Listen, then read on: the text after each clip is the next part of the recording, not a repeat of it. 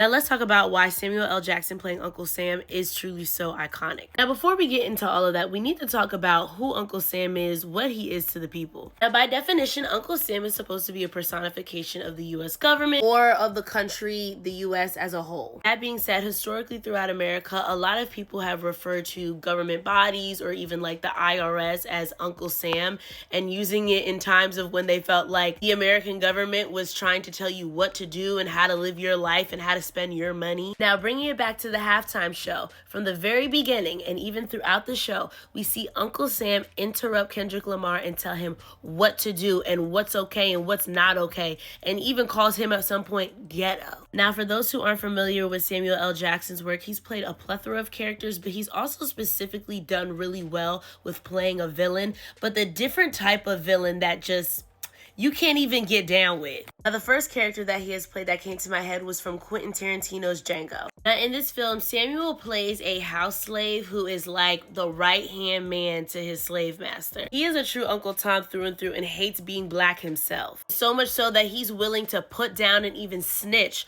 on the other fellow slaves on his plantation. And he does this all because he craves to be accepted by white people and wants to be closely aligned to whiteness as much as he can so that he could feel some form of superiority.